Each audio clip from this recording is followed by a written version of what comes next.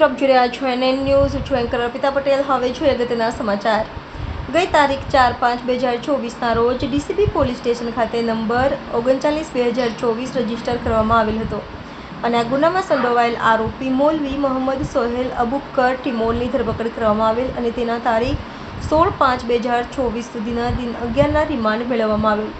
આ ગુનાની વધુ તપાસ દરમિયાન આ ગુનામાં સંડોવાયેલા અન્ય આરોપી નેપાળના મોબાઈલ નંબર 97779819717763ના ધારક શહેનાઝ કે જેનું સાચું નામ મોહમ્મદ અલી મોહમ્મદ શાબીર, ઉંમર વર્ષ 25, રહેવાસી વોર્ડ નંબર 12, ચક અબ્દુલ્લા બજમારા દિહરી, બુઝુર્ગ, મુઝફ્ફર, બિહાર વાળાને આજરોજ સુરત શહેર ક્રાઇમ બ્રાન્ચની ટીમ દ્વારા નેપાળ બોર્ડર નજીક બિહાર રાજ્યના મુઝફ્ફર ખાતેથી પકડી પાડવામાં આવેલ છે તથા આરોપીને મુઝફ્ફર કોર્ટમાં રજૂ કરી 3 દિવસના ટ્રાન્ઝિટ રિમાન્ડ મેળવી ક્રાઇમ બ્રાન્ચની ટીમ આરોપીને લઈને સુરત આવેલ. ત્યારબાદ આજરોજ આરોપી મોહમ્મદ અલી ઉર્ફે શહેનાઝને સુરત કોર્ટમાં રજૂ કરવામાં આવેલ અને નામદાર કોર્ટ દ્વારા તારીખ 24/5/2024 સુધીના 12 દિવસના રિમાન્ડ મંજૂર કરવામાં આવેલ છે તથા આગળની તપાસ ચાલુમાં છે. દરમિયાન આ ગુનામાં સંડોવાયેલ અન્ય એક રઝા નામના આરોપીને ક્રાઇમ બ્રાન્ચની ટીમ દ્વારા મહારાષ્ટ્ર રાજ્યના નાંદેડ ખાતેથી ઝડપી પાડેલ છે, જેનું પૂરું નામ શકીલ સત્તાર શેખ ઉર્ફે રઝા, ઉંમર વર્ષ 19 વર્ષ, રહેવાસી મહેબૂબનગર નાર્થી, તાલુકો નયાગાંવ, જિલ્લો નાંદેડ, રાજ્ય મહારાષ્ટ્ર છે. NN news Surat.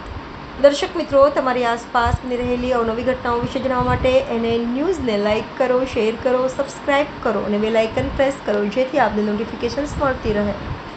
મેના રોજ ક્રાઇમ બ્રાન્ચ સુરતની ટીમ દ્વારા ચોક બજાર વિસ્તારમાંથી એક મૌલવી સોહેલ અબુબકર ટિમોલની ધરપકડ કરવામાં આવી હતી. આ મૌલવી સોહેલની પૂછપરછ દરમિયાન અને એના મોબાઈલમાં ડેટા જોતા સોશિયલ મીડિયા ઉપર ખૂબ જ એક્ટિવ હતો. અલગ અલગ ઇન્ટરનેશનલ નંબરો, વર્ચ્યુઅલ નંબરથી તે પાકિસ્તાન, નેપાળના નંબરો સાથેના ટચમાં હતો.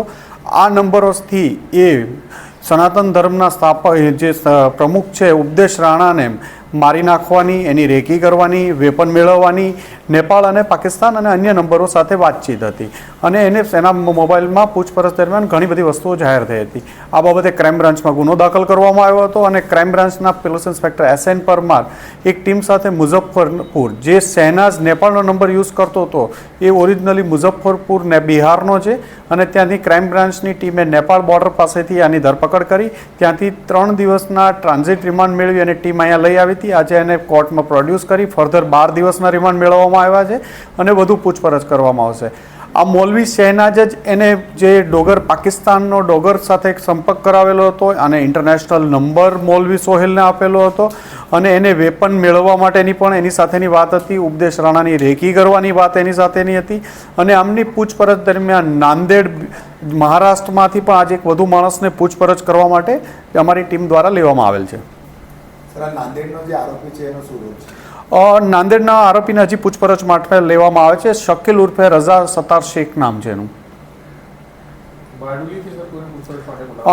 આ કેસમાં ઘણા બધા લોકોની પૂછપરછ માટે બોલાવવામાં આવે છે.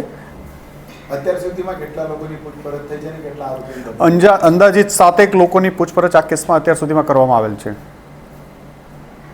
સર, શું લાગી રહ્યું છે સમગ્ર કેસને લઈને જે પ્રમાણે હિન્દુ નેતાઓની હત્યાનું ષડયંત્ર કરવામાં આવ્યું હતું તો કેટલા લોકોની સંડોવણી હોવાની પોલીસને આશંકા છે?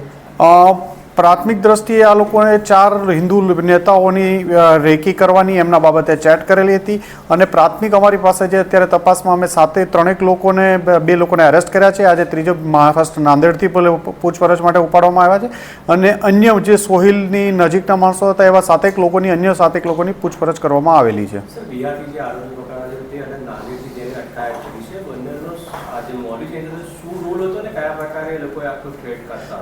બિહારની સબનો જે આરોપી છે જેને અત્યારે આજે 12 દિવસના રિમાન્ડ લેવામાં આવ્યા છે એનો અને નાંદેડનો બંને વ્યક્તિઓ સોહિલ સાથે સોશિયલ મીડિયા ઉપર સારી રીતે એક્ટિવ હતા. હા, ધમકી આ લોકો કોન્ફરન્સ કોલ કરી ઉપદેશ રાણાને આપતા હતા. એમાં બંને જે નાંદેડવાળો પણ સામેલ હતો અને બિહારવાળો પણ સામેલ હતો.